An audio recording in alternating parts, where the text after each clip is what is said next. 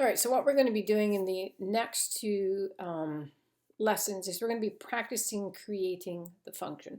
I'm going to be giving you optimization problems and you're going to have to find the optimal value, but I will not be giving you the function. So I'm going to try and give you sort of a series of steps, an algorithm, recipe, whatever you want to call it, that you can follow to try and be successful.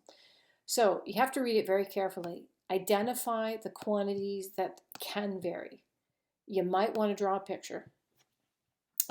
Write down all of the equations that are related to your problem.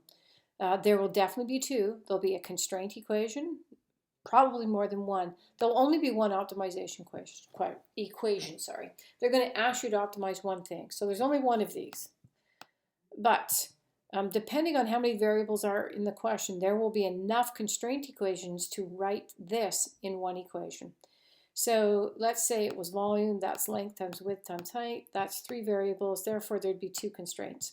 You'd be told something about the constraint, so you could write this in one variable. So step 4 is the harder part, right? You're going to use all of your optimization or your constraint equations to rewrite the optimization equation. It has to be dependent only on one variable so we can then take the derivative. You'll then have to figure out the domain based on the context of the problem. What's a reasonable domain to be optimized? And then we're going to use EVA. Take the first derivative, find where it's 0, and go on from there. But now, what I'm not going to do in this particular lesson, I'm not going to do 6. We already spent 2 lessons covering step 6, which was EVA, take the derivative, set it equal to 0, and find the function at the endpoints of the domain and where the first derivative was 0. What I'm going to focus on, because this is harder, I'm going to focus on setting up these problems and coming up with your optimization and your constraint equation. So first problem. An open box is made from a rectangular piece of metal by cutting equal squares from the 4 corners and turning up the sides. So you've got a piece of paper.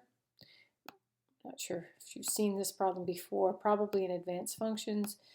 You cut the corners off and then you will end up with a box that looks something like this. And of course, it's now asking us to find, I believe, the volume, dimensions, the maximum volume. So we're trying to maximize volume. That's our optimization equation. So volume is going to be length times width times height. But now we'll need some constraints because we're writing that in terms of 3 variables. So what kind of constraints did they give us? It's a rectangular piece of paper, so our constraints are going to be coming from, here's the length and the width, and then we have a height. But our constraints for the height come based on what we cut out of the corner. So let's just move forward here. So this is what happens when you cut that corner off the box. The height of the box is now going to be whatever the dimension of the corner was that we cut out. So that's now h. That's h. So for our constraints then, I do know that volume is length times width times height, as I mentioned that before. So now our constraints are going to involve rewriting length and width in terms of height. And remember, this piece of paper was 100 by 60, and we are cutting off 2 h's off this side, and you're cutting 2 h's off of this side. So we're going to start with constraint number 1, which possibly isn't a constraint, but it's just letting someone see what my thinking was, how I labeled that diagram in terms of h. That's going to give me that this dimension here, which is my length, is 100 minus 2h. So the whole thing is 100, and we chopped off 2 h's. Then we're going to get 60 minus 2 h's for the width, if we jump on to the next slide. So 60 minus 2 h's, so this little piece here is 60 minus 2h. The whole thing was 60, but we cut off an h and a second h. So 60 minus 2 h's. So I now have my optimization equations. I now have 2 constraint equations. What does that mean? I can plug those in for L and W, and I'll now have one equation in h. That's what I'm going to do next. So V at h is equal to L, which is 100 minus 2h, times W, which is 60 minus 2h, all times h. Now I've created an equation in one variable. Next thing I'm going to need to figure out is what is my domain.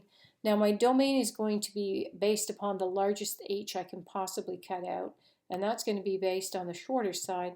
And the largest I could cut out would be 30. And if I cut 30 out, I lose a dimension, so my volume would be 0 there.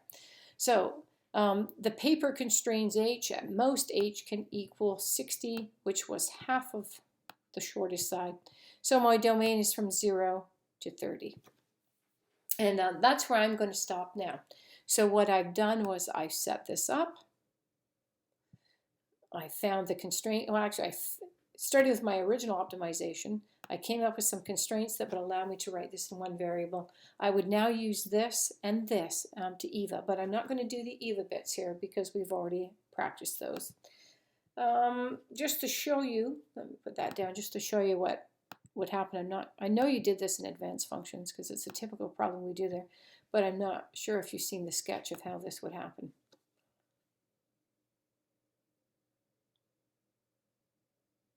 So now you can see we borrowed paper, so the volume is negative. And now we're borrowing paper in the other dimension, so the volume comes back to positive. So let's just let that reset one more time.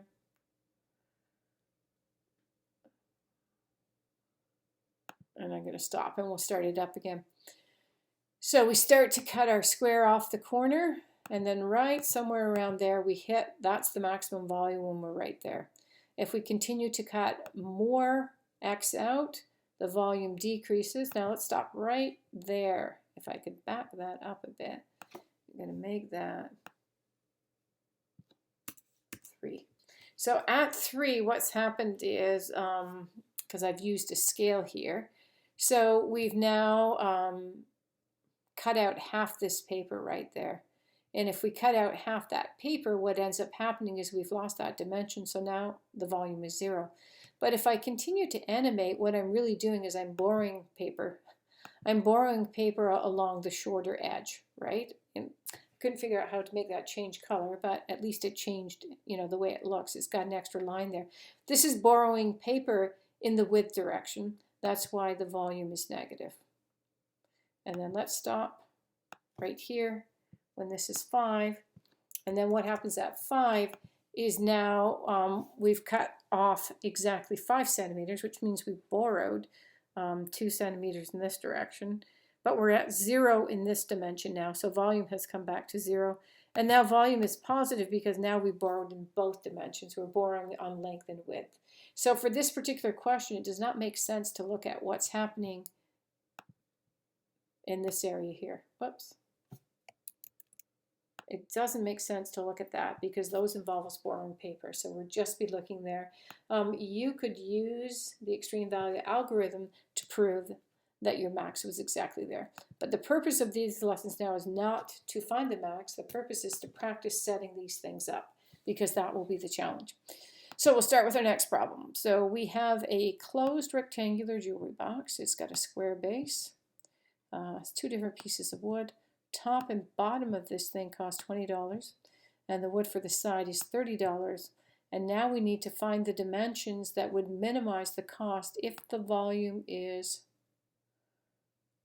4,000. Now I want you to understand that this is a constraint.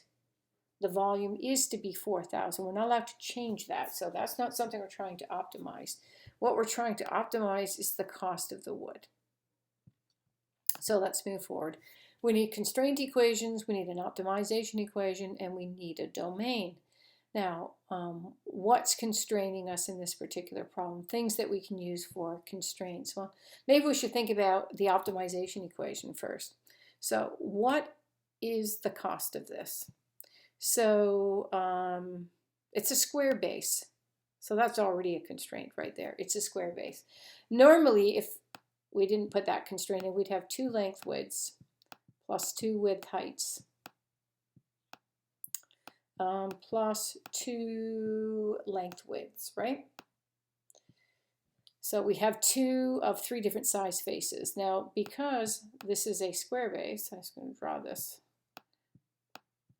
Let's go like this. Let's call this W, and this height. That means what we have are 2W squareds, right? 2W by W. And then the rest of these faces are all going to be a W by H, and there are going to be 4 of them. So those represent the surfaces of the pieces of wood I have to cut, and they do have different costs. The top and the bottom, which would be your W squareds, cost $20 each, and the sides, which are your WHs, they cost $30 per square meter. So I'm just going to start there. So I mentioned that we would have 4, and I just repeat that again. It's a square base. So these faces right here, there are 4 of them. 1, 2, 1 on this side, 1 on the back. There are 4 WHs. And the thing across the top right now, that's W by W. There are 2 of those, 1 on the top and 1 on the bottom. The pieces on the top and bottom cost $20 per square meter, and the pieces on the top cost $30 per square meter. So now I'm going to need to deal with this. I've got an H in here. I'm going to have to deal with that. There must be a constraint that'll help me with that. And the other constraint they gave us, there are really 2. There was the square. That helped us eliminate the L initially, but now I have this constraint that the volume is 4,000. So volume is length times width times height, but we did know it was square. So based on that, we're here. Volume is W squared H. But we do know the volume of this container has to be 4,000. So we have 4,000 is W squared H. I can now isolate for H, and then I could pop that in over there. So we'll isolate for H, and we'll get H is 4,000 over W squared, dividing by that. And then what we would have to do is we could plug the H into here, and then we'd have an equation in one variable. But the problem is this now, when I'm going to plug this in. When I plug this in, this measurement was for cubic centimeters. And these numbers that I have put here are for square meters. So now I've got a mismatch. So at some point I'm going to have to address that, right? So I'm noting that H is, just making that a power function, 4,000 W to the negative 2. But what I'm going to have to do now is address that that was measured in cubic centimeters. Unfortunately, these are in square meters. So I'm going to have to do a conversion. And what I think I'm going to want to do is I'm going to convert these values here. So rather than cost per square meter, I'm going to make them cost per square centimeter. So that's what I'm going to do off to the side here. So I'm now going to measure W and H in centimeters. Again, there was a mismatch. This equation here was measured in cubic centimeters. This equation, or let me just say this equation is measuring in centimeters, and this is measuring in meters, so I'm going to have to do a conversion. So I'm going to show you how I'm going to do that. This is 20 per meter squared.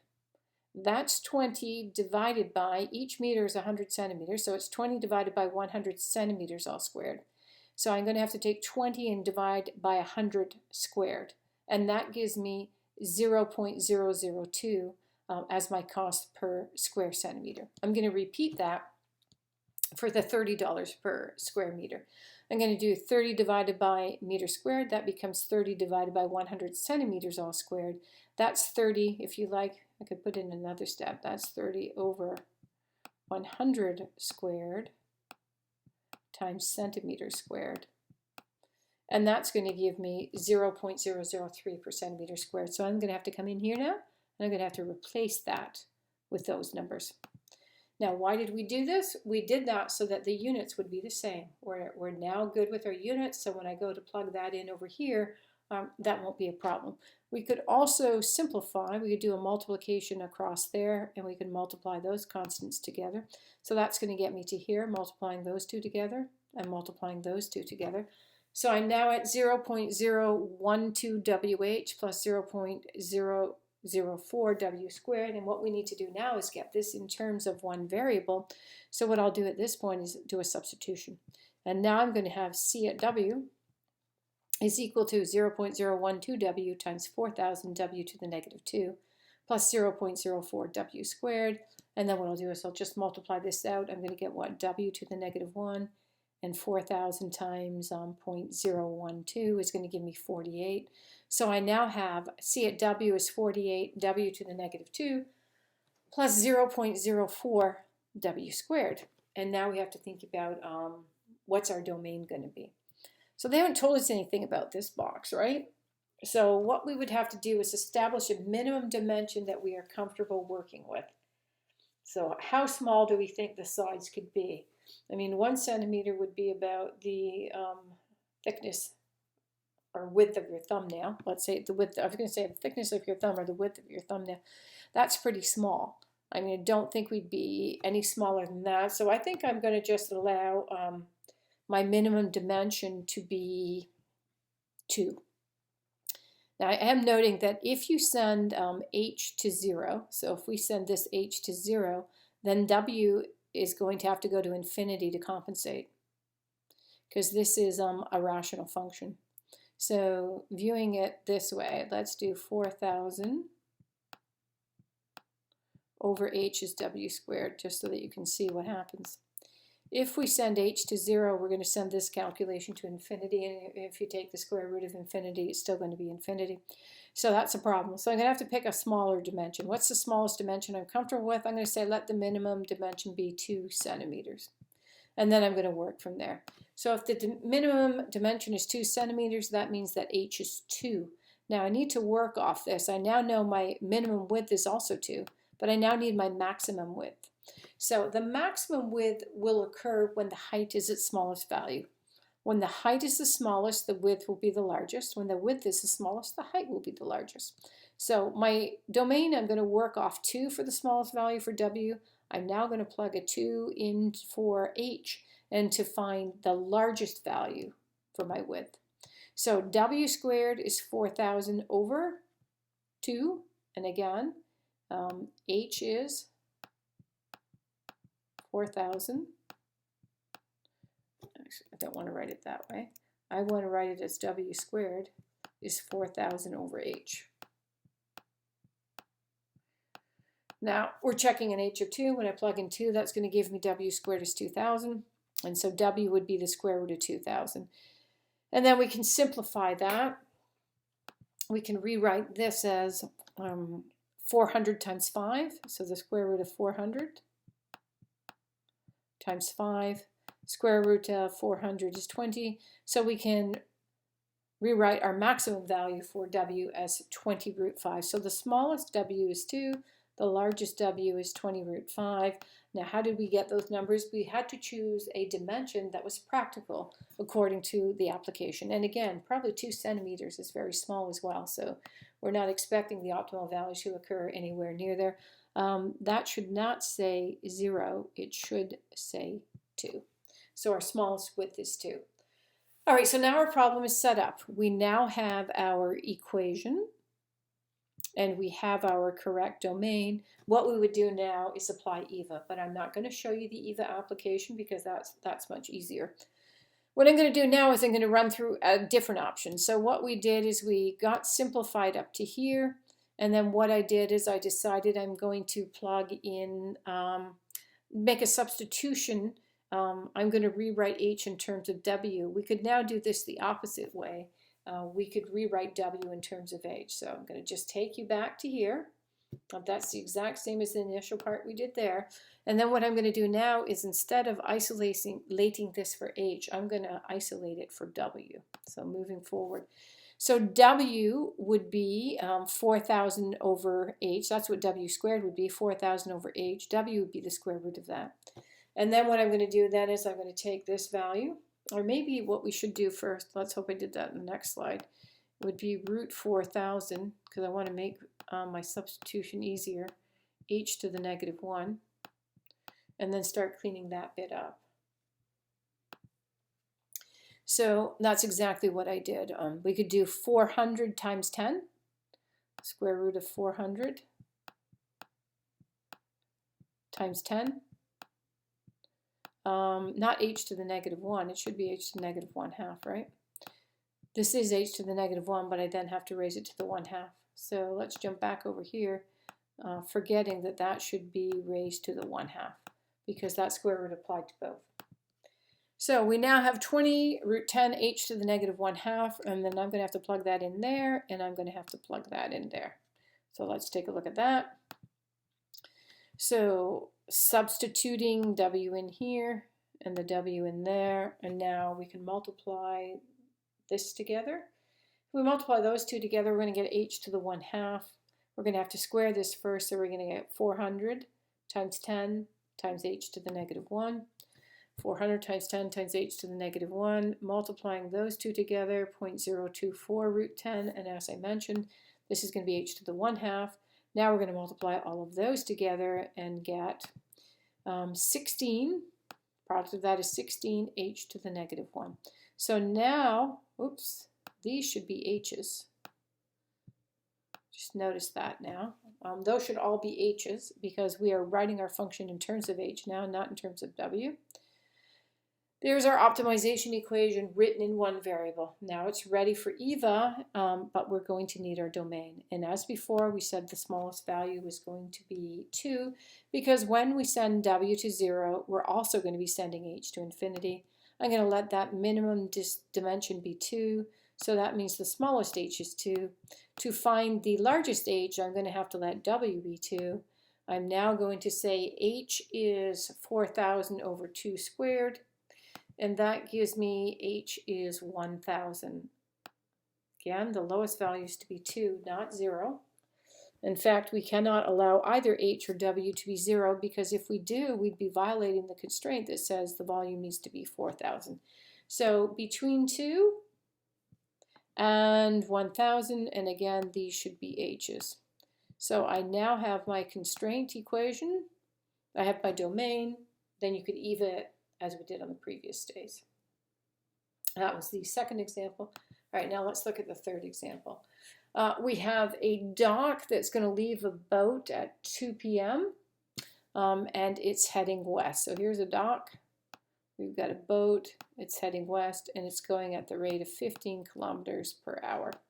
We have another dock that's up north right now because it's heading south. And it's coming down this way, and it's coming down this way at 12 kilometers per hour. And it's going to reach this dock at 3 p.m. So it's going to take an hour for this boat to get to this dock. And then what we're trying to do is figure out when are these boats the closest together. So this one would be challenging because I would not provide you with a diagram ahead of time, and you'd have to figure out what it is you're going to draw. We're still going to have to do the same thing. We need the constraints. We need the optimization equation. We're going to need the domain. Now I just want to work through where these calculations came from. So if this boat is up here and it's traveling at the rate of 12 kilometers per hour, then that length would be 12t. This boat started here and it's heading this way at a rate of 15 kilometers per hour, so this would be 15t. That marks the end point of this, and that's the end point of that journey. And now the line segment between the two of them would represent the distance we're trying to calculate. Now I need a figure to work off of. So what I'm going to have to do is create this, because I've got, see, there's a Pythagorean relationship in this triangle. So I'm going to work off of this triangle. This is the length d that I'm interested in, but I need to know how long that is. Now how am I going to figure out how long that is? I need to know how long the whole thing was. Because if this bit is 12t, then this will be the difference between the whole thing and 12t. So they did tell me that it takes an hour for this boat to reach the dock, 2 to 3. In an hour, this boat here can travel 12 kilometers. So the whole length from the start point of this boat to the dock has to be 12 kilometers. So this has to be 12 minus 12t. Now I'm going to drop that and let's open this. So that's explaining the picture. I just want to get rid of that one. And just so that you can see what's happening. Initially, that's time 0. When we start, this boat is going to start heading west, and this boat was 1 hour away. 1 hour away. That 1 hour ended up being a distance of 12 minus 12t. And as this boat goes to the west, note the red line becomes 15 times t. That makes sense. It's this north-south line that some people might struggle with. So as this boat starts moving, the distance it travels would be given by 12t. But because it takes an hour for this boat to get to the dock, We do know the whole distance, the blue plus the green, should be 12. That makes the green 12 minus 12t. And the black line here, that's the distance we're trying to optimize. And at some point, it won't let me highlight that and move this, but at some point, that distance will be at a minimum. We're not going to be trying to travel or calculate the maximum for this, because once we get to here, these boats just keep getting further and further apart. So it is a minimal in terms of optimization. We're finding the minimum value. When is that line the smallest? All right, so that's giving you a bit of an explanation of where that picture came from. So the distance for the boat traveling west is 15t. That's one constraint equation. The distance for the boat traveling south is given by 12 minus 12t. That's my other constraint. And now for my optimization equation, this is going to be a Pythagorean theorem. Probably what I should have written was a line above this where I wrote the distance of the boat west all squared, the distance of the boat south all squared. But eventually we will get to where we are here. Pythagorean theorem, this would be the square root of 12 minus 12t all squared plus 15t all squared. And moving forward, we could then expand if we wanted to help us make the derivative or take the derivative easier. 225t squared plus 144 minus, let me fix that. All right, so fixing this up, we should be 225t squared. 12 times 12 is 144. 12 times 12 times 2, negative there, should be negative 288. And then 12 times 12 is 144. So that gets us to here, and that should be t squared. Collecting the like terms, we should now get this plus this. We're 369t squared. Plus 144 minus 288t. I suppose we could alternate the position of those. So we now have our optimization equation. We now need our domain. Now, what do we know about this trip? We do know that after an hour, the boats will just be getting further and further apart. So the boat heading south takes 1 hour to make it to here. And once they are here, as I showed you on, let's see if we can get to this. As I showed you on this, right after we get to here, now this is just going to keep moving this way, and we connect those two, they're just going to keep getting further apart. So sometime between 0 and 1 hour is when they were closest together. So there is our optimization equation, there is our domain, and we're now ready to apply EVA as we saw the previous day. All right, next example. Find the area of the largest rectangle that can be inscribed in a right triangle with legs adjacent to the right angle of 8 and 15 centimeters. So the first thing you should try to do is draw a picture. We have a right triangle. This is 15, this is 8. Now it says we're going to inscribe in this. So imagine a point that's free-flowing along your hypotenuse. Then you're going to come across. So you're parallel to this side, you'll come down here, so you're parallel to that side, and that's how you're going to construct that rectangle. So it's going to look like this. Drop that pen just so I can show you. Open this up. And so I've put the point here, but it probably would have been better to put the point there. But I'm dragging this point, you see how that's inscribed there? And whether you imagine it as a point that you're moving along here, or along here, or you could be imagining it as a point that you're moving along there. But you can see how it's creating that rectangle. We're starting from, when we get right down to here, an area of 0. We're ending over there with an area of 0. So somewhere in between those two is the maximum area. So we're going to need to start with our optimization equation. What's our optimization equation? We're trying to find area, and area is length times width. But in our particular case, the way this has been labeled, and maybe I better explain to you, just trying to keep it simple, calling this x, and the whole thing is 15, so this is 15 minus x. Calling this y, then the whole thing is 8 minus y. So making it nice here. You could have done it the other way. You could have called this x and 15 minus x. Could call that y and this 8 minus y. That just makes your equation here a little bit more complicated. I chose to keep it simple, so I started by calling this x, but I do know the whole thing is 15, so this little piece is 15 minus x. This whole thing is 8. Call that y, then that's 8 minus y, so now length times width is going to become x times y.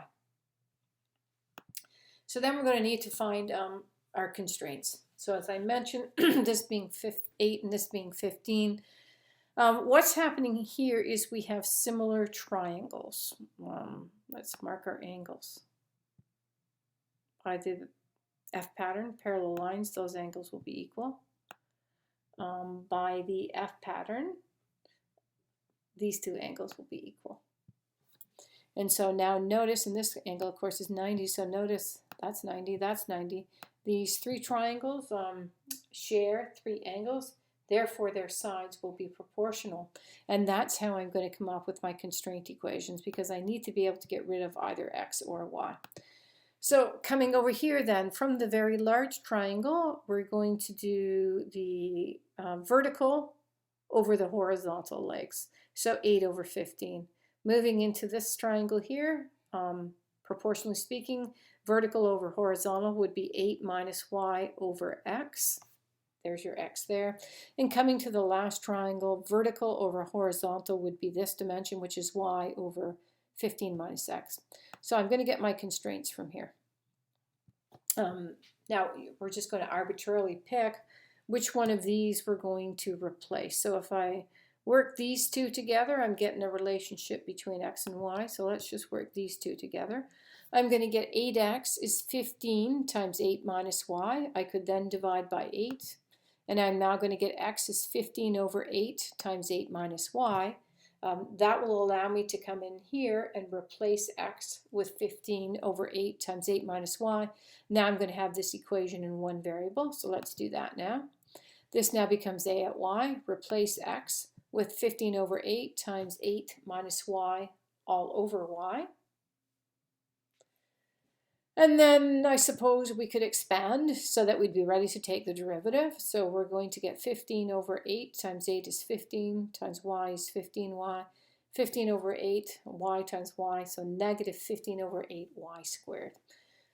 Now this function is in terms of y, so now we're going to have to think about the domain. Well, y is situated along this side right here, the way I've labeled this diagram. So the smallest y can be is 0, and the largest y can be is 8.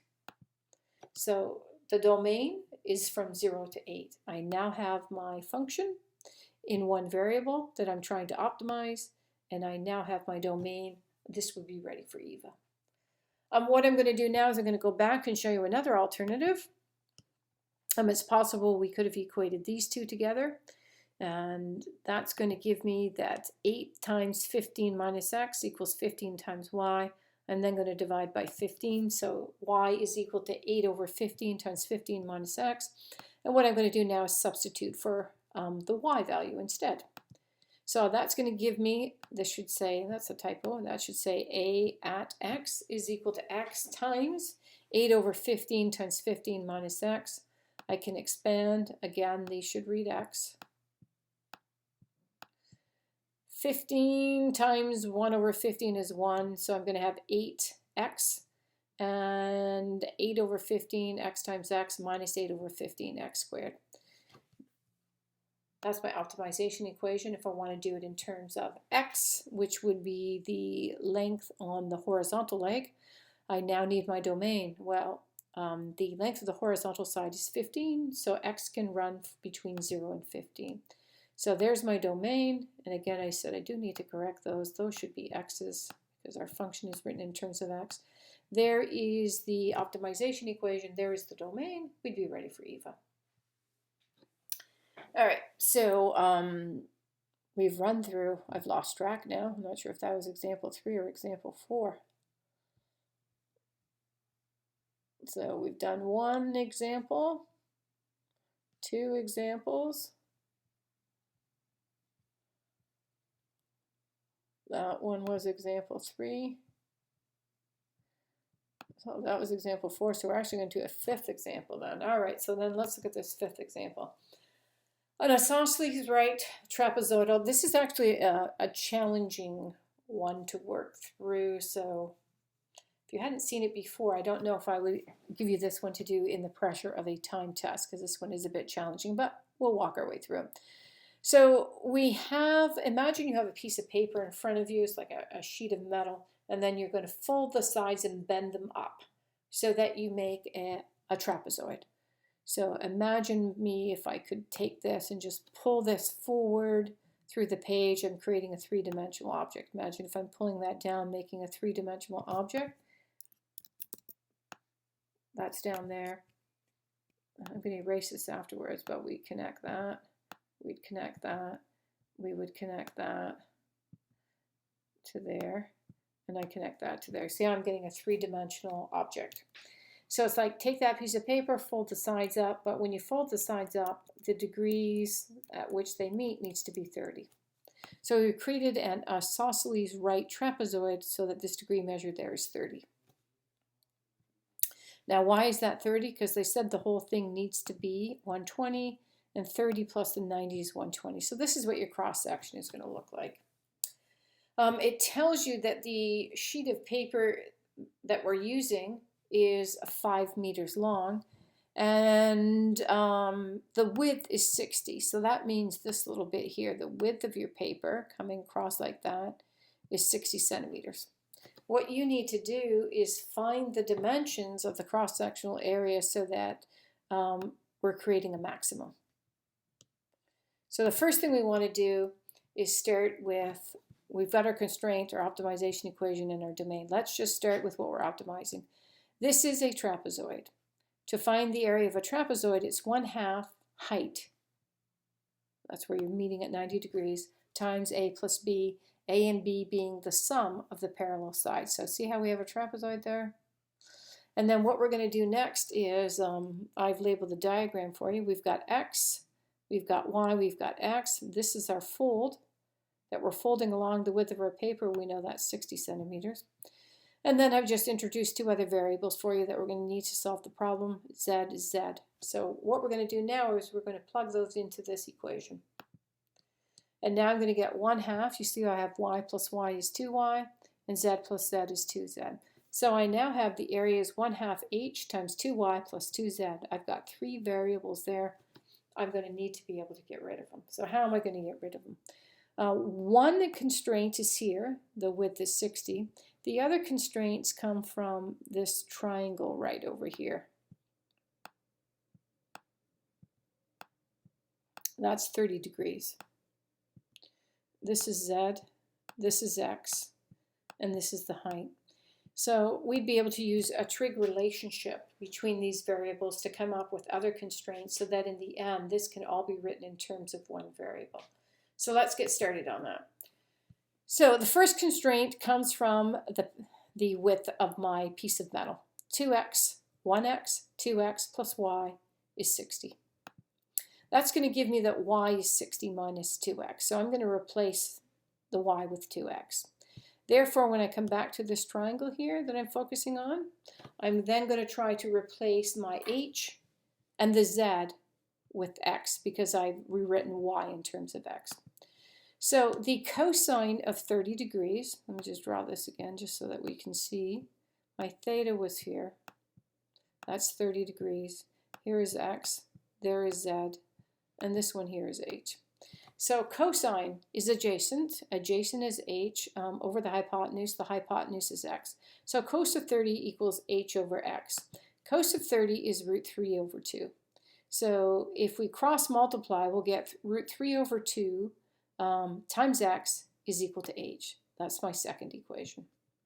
And then I'm going to go back to that triangle, and I'm going to look in terms of sine. So sine is opposite over hypotenuse. So sine of 30 is z over x, but sine of 30 is a half. And if I cross multiply, I'll get z is a half times x. So there's the constraint to replace z in terms of x, the constraint to replace h in terms of x, and my constraint to replace y in terms of x. And then what I'm going to have to do now is replace this with this, replace that with that, and replace that with that. And let's see where that takes us. So 1/2 times root 3 over 2x times 2 times 60 minus 2x plus 2 times 1/2 times x. I can multiply those two together. I'm going to get root 3 over 4. Multiply that together, I'm going to get an x. And if I expand that, I'm going to get 120 minus 4x. So 120 minus 4x plus x, root 3 over 4x. And minus 4x plus x is minus 3x. So root 3 over x, or root 3 over 4 times x times 120 minus 3x. There's my optimization equation in terms of x. And now I need to work out a domain.